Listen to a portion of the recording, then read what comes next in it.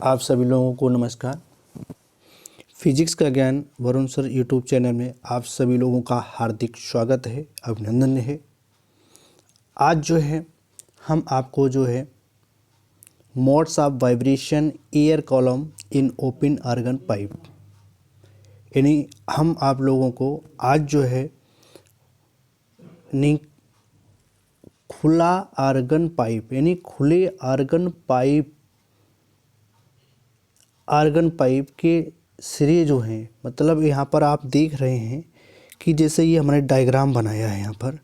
तो ये डायग्राम जो है, तो डायग्राम में क्या है कि इस तरह से एक ये हमारे के खुले आर्गन पाइप हैं। तो इसमें इस तरह से और इस तरह से यहाँ पर ये जो बीच में मिल रहा है ये कनेक्ट हो रहे हैं इस तरह से।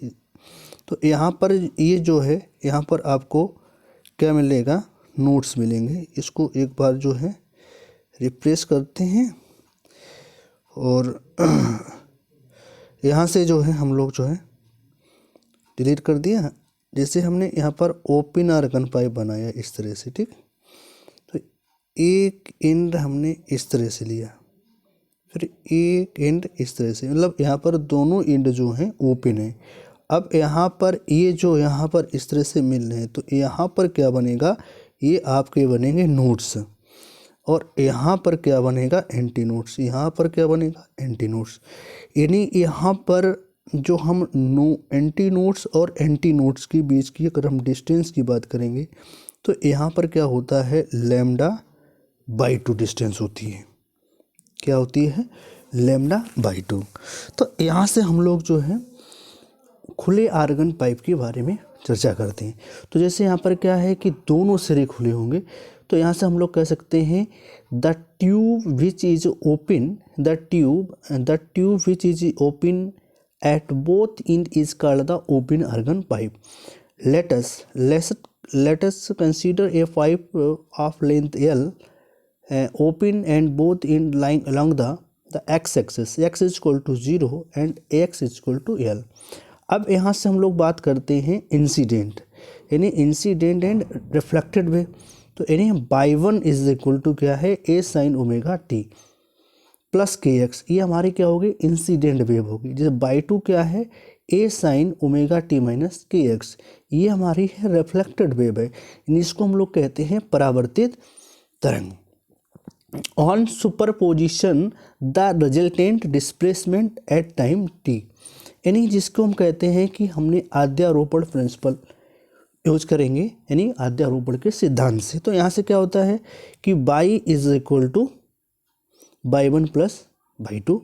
तो y is equal to a sin omega t, a sin omega t plus kx plus a sin omega t minus kx।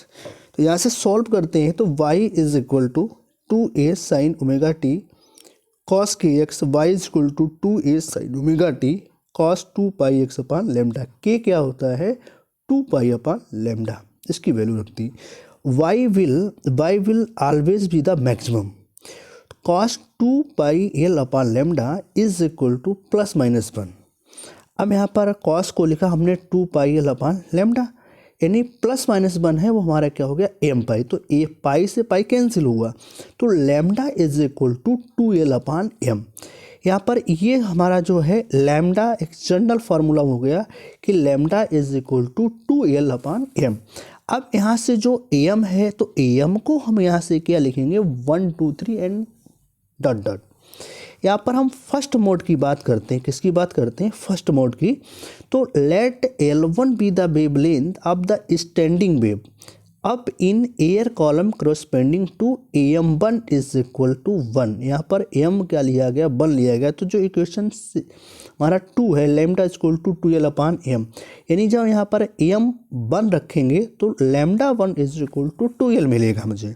तो l is equal to lambda 1 2 हो गया। फिर यहाँ से हम क्या करेंगे, frequency of vibration in this mode is, यानी यहाँ पर हम कंपन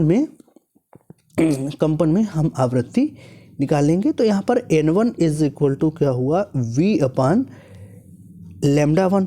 तो लैम्डा 1 आपका क्या है, 2L है, तो AN1 is equal to V upon 2L।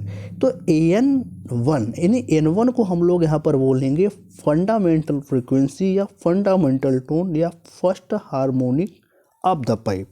यानी जैसे यहाँ पर हमारे के पास है N1 है, तो N1 को हम क्या क्या बोलेंगे, जैसे हम इसको बोलेंगे फंडामेंटल फ्रीक्वेंसी यानी फंडामेंटल टोन यानी फर्स्ट हार्मोनिक, ठीक है।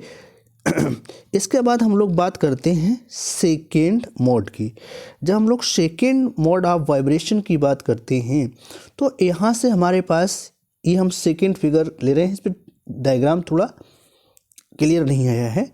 तो यहाँ से हम लोग जो है क्या है कि जैसे हमने लैम्डा 2 लिया यानी हम m इक्वल टू हमने 2 ले लिया, तो lambda 2 is equal to 2L upon 2। तो L इज इक्वल टू क्या हुआ 2 लैम्डा 2 अपॉन 2।